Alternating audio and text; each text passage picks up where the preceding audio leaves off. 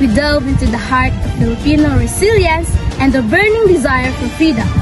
We explore the Katipunan, a secret society that dared to challenge Spanish colonial rule and the guiding principles that fueled their revolution.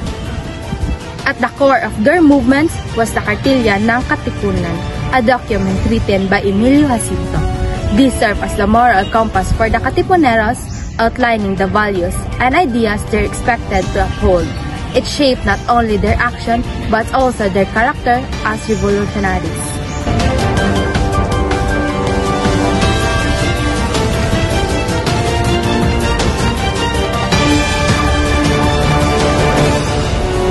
Magandang buhay, Pilipinas!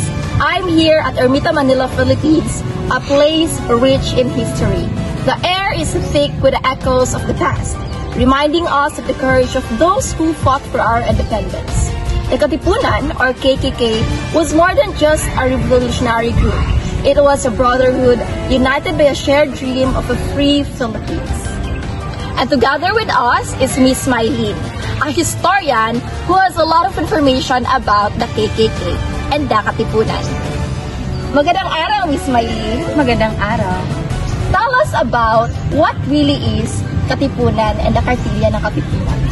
The Kartilya ng Katipunan was crucial to the movement. It wasn't just a list of rules.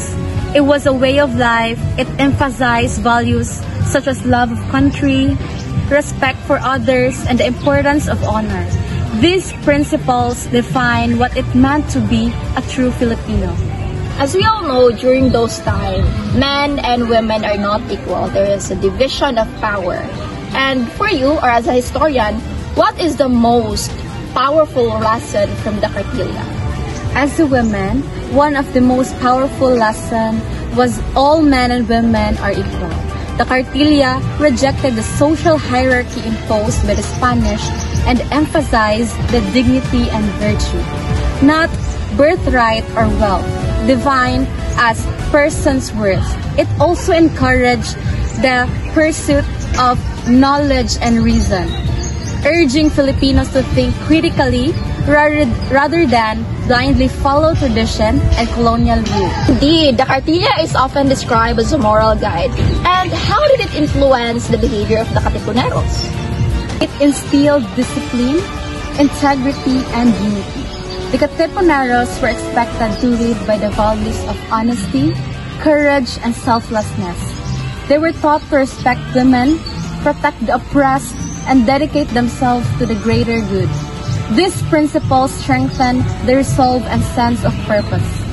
Wow, it's indeed that the Kartilya ng Katipunan has a really great values and they have made a relevant impact into the Filipinos during those times. And how would you say that the Kartilya remains relevant or significant today? Are they still important to the young generations today?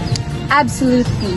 The values upholds quality, justice, and patriotism. The education are just as important today as they were during the revolution. If we apply these principles in our daily lives, we can build more just a united nation. Thank you so much, Miss Maylene, for sharing your information about the KKK and the Kartilya ng Pilipinas. And I hope that our young generation, or not just our young generation, as well as our fellow Filipinos, have learned the significance of this revolutionary group. Thank you so much, Ms. Maylene. It's my pleasure. And that ends the special session for today. Thank you! Ang Kartilya ang aming ilaw sa dilim. Ito ang nagturo sa amin ng tunay na kahulugan ng pagiging Pilipino.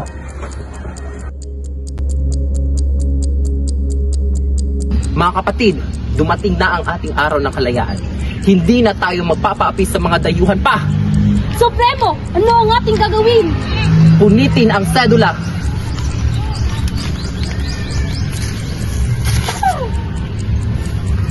Tayo ay malaya na. Mabuhay ang Pilipinas! Mabuhay! Hindi na tayo magpapasakop sa mga Espanyol! Lalaban tayo! Mabuhay ang Katipunan! Mabuhay!